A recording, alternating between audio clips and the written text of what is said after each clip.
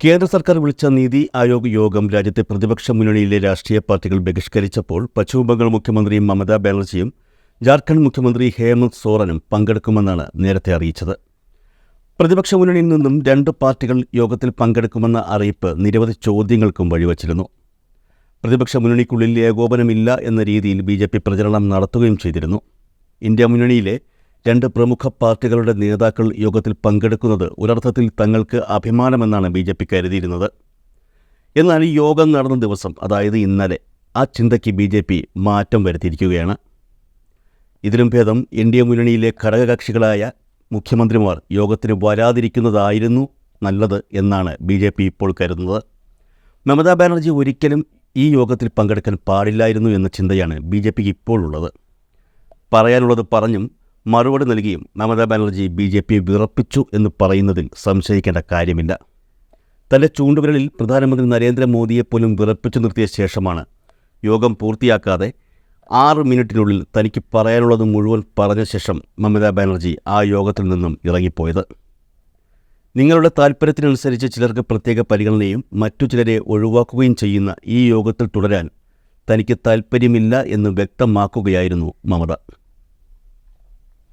സമ്മേളനത്തിൽ പങ്കെടുത്ത ശേഷം കൊൽക്കത്തയിലെത്തിയ മമതാ ബാനർജി കേന്ദ്ര സർക്കാരിനെതിരെ രൂക്ഷമായ വിമർശനങ്ങളാണ് ഉയർത്തിയത്. സംസ്ഥാനവും കേന്ദ്രവും തമ്മിൽ എല്ലായ്പ്പോഴും സഹകരണ ബന്ധം ഉണ്ടായിരിക്കണമെന്നാണ് താൻ വിശ്വസിക്കുന്നതെന്നും ഒരു കാരണവശാലും വികസനത്തിൽ രാഷ്ട്രീയം പാടില്ലെന്നും മമതാ ബാനർജി പറഞ്ഞു. പ്രതിപക്ഷ മുന്നണിയായ ഇന്ത്യ സഖ്യത്തിലെ അംഗങ്ങളായ ഒരാളും ഈ യോഗത്തിൽ പങ്കെടുത്തിരുന്നില്ല. താൻ പങ്കെടുത്തത് അവർക്ക് വേണ്ടി സംസാരിക്കാനാണ്. അവർക്ക് വേണ്ടി സംസാരിക്കുവാനാണ് താൻ അവിടെ ശ്രമിച്ചത്. എന്നാൽ മനഃപൂർവ്വം അതിനെ തടസ്സപ്പെടുത്തുന്ന നടപടികളാണ് കേന്ദ്ര സർക്കാരിൻ്റെ ഭാഗത്തു നിന്നും ഉണ്ടായതെന്നും മമതാ ബാനർജി പറഞ്ഞു. BJP ഭരിക്കുന്ന സംസ്ഥാനങ്ങൾക്കും മാത്രം മുൻഗണന നൽകുന്ന കേന്ദ്ര സർക്കാർ നയങ്ങളെ രൂക്ഷമായി വിമർശിക്കുകയായിരുന്നു മമതാ ബാനർജി. നീതി ആയോഗ് യോഗത്തിൽ BJP നയിക്കുന്ന NDA സഖ്യകക്ഷികൾക്ക് സംസാരിക്കാൻ കൂടുതൽ സമയവും മറ്റ് പാർട്ടികൾക്ക് കുറച്ച് സമയവുമാണ് നൽകിയതെന്ന് മമതാ ബാനർജി ആരോപണം ഉന്നയിച്ചു. BJP മുഖ്യമന്ത്രിമാർ ഭരിക്കുന്ന സംസ്ഥാനങ്ങളെ തള്ളിക്കളയുന്ന നിലപാടാണ് കേന്ദ്ര സർക്കാർ കൈക്കൊണ്ടിരിക്കുന്നത്. അതൊരിക്കലും കണ്ടുകൊണ്ടിരിക്കാനാകില്ല. നിങ്ങൾ സംസ്ഥാനങ്ങളെ സ്തംഭിപ്പിച്ചാൽ ഒരു സംശയവും വേണ്ട, കേന്ദ്രവും സ്തംഭിപ്പിക്കും മമതാ ബാനർജി മുന്നറിയിപ്പ് നൽകി. അതായത് ഇന്ത്യ മഹാരാജ്യത്തിൻ്റെ കാര്യങ്ങൾ BJP ഒറ്റയ്ക്ക് തീരുമാനിക്കേണ്ട എന്ന് വ്യക്തമായ നിർദ്ദേശമാണ് മമത നൽകിയിരിക്കുന്നത്. താൻ സംസാരിക്കാൻ എഴുന്നേറ്റപ്പോൾ തുടർച്ചയായി മണി മുഴക്കിക്കൊണ്ടിരുന്ന കാര്യവും അവർ ഓർമ്മിപ്പിച്ചു. എന്നാൽ പല BJP മുഖ്യമന്ത്രിമാരും സംസാരിച്ചത് 15-20 മിനിറ്റുകളാണ്.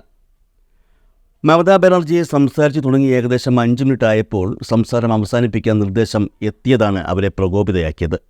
ഭൂട്ടാൻ നദിയുടെ പ്രശ്നങ്ങളും ടീസ്റ്റ ബംഗ്ലാദേശ് വിഷയവും ഉയർത്തിക്കാട്ടിയാണ് മമത സംസാരിച്ചത്. സംസാരം അവസാനിപ്പിക്കാൻ പറഞ്ഞതിൻ്റെ പേരിൽ തർക്കവും ആരംഭിച്ചു. എല്ലാവർക്കും അനുവദിക്കും പോലെ തനിക്കും സമയം അനുവദിക്കണമെന്നും അതല്ലാതെ ഒരു സെക്കൻഡ് പോലും തനിക്ക് കൂടുതൽ വേണ്ട എന്നും മമത വ്യക്തമാക്കുകയായിരുന്നു.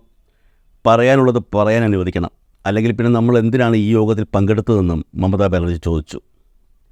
ആദ്യം തന്നെ എല്ലാവർക്കും 5 മുതൽ 7 മിനിറ്റ് വരെ സമയമുണ്ടെന്ന് രാജ്നാഥ് സിംഗ് വ്യക്തമാക്കുകയായിരുന്നു. എന്നാൽ BJP ഭരിക്കുന്ന സംസ്ഥാനങ്ങളുടെ മുഖ്യമന്ത്രിമാർ 20 മിനിറ്റോളം സംസാരിച്ചു. നിങ്ങൾക്ക് 20 മിനിറ്റും അതിൽ കൂടുതലും സംസാരിക്കാം, അതിന് കുഴപ്പമില്ല. ബാക്കിയുള്ളവർക്ക് വെറും 5-6 മിനിറ്റുകൾ മാത്രം. താൻ സംസാരിച്ച് തുടങ്ങിയത് മുതൽ നിർത്താനുള്ള ബെല്ല് അടിച്ചു തുടങ്ങിയെന്നും മമത പറഞ്ഞു. ഈ യോഗത്തിൽ പങ്കെടുത്ത നേതാക്കളിൽ ഒരു മുതിർന്ന നേതാവാണ് ഞാൻ. അതിനനുസരിച്ചുള്ള ബഹുമാനം എനിക്ക് ലഭിച്ചേ പറ്റൂ. പക്ഷേ അതുണ്ടായില്ല. 6 മിനിറ്റ് പോലും ഞാൻ സംസാരിച്ചില്ല. BJP ഇവിടെ ചെയ്യുന്നത് പ്രതിപക്ഷത്തെ ഭയപ്പെടുത്താനുള്ള ശ്രമങ്ങളാണ്. പ്രതിപക്ഷത്തിൻ്റെ പ്രതിനിധി എന്ന നിലയിലാണ് ഞാൻ നീതി ആയോഗ് യോഗത്തിൽ പങ്കെടുക്കാനെത്തിയത്. ഇനി ഇത്തരത്തിലുള്ള യോഗങ്ങളിൽ പങ്കെടുക്കണോ വേണ്ടയോ എന്നുള്ള കാര്യം ചിന്തിക്കുമെന്നും മമതാ ബാനർജി വ്യക്തമാക്കി. 6 മിനിറ്റിനുള്ളിൽ തനിക്ക് പറയാനുള്ളത് പറഞ്ഞ ശേഷം മമതാ ബാനർജി യോഗത്തിൽ നിന്നും ഇറങ്ങിപ്പോവുകയായിരുന്നു.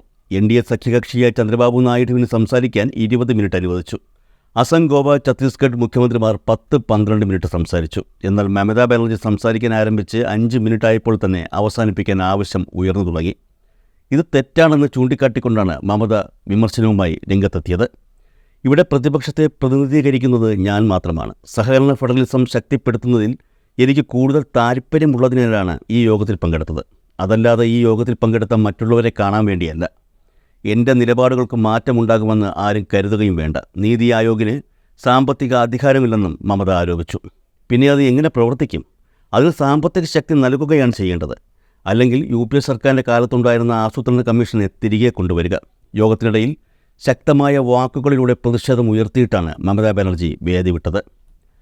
മമതാ ബാനർജിക്ക് പിന്തുണയുമായി കോൺഗ്രസ് രംഗത്തെത്തി. 10 വർഷം മുമ്പ് സ്ഥാപിതമായത് മുതൽ നീതി ആയോഗ് PMOയുമായി ബന്ധപ്പെട്ട ഒരു ഓഫീസ് മാത്രമാണ്. നീതി ആയോഗ് സഹകരണ ഫെഡറലിസം ഒരു തരത്തിലും മുന്നോട്ട് കൊണ്ടുപോയിട്ടില്ലെന്ന് കോൺഗ്രസ് നേതാവ് ജയറാം രമേശ് പറഞ്ഞു.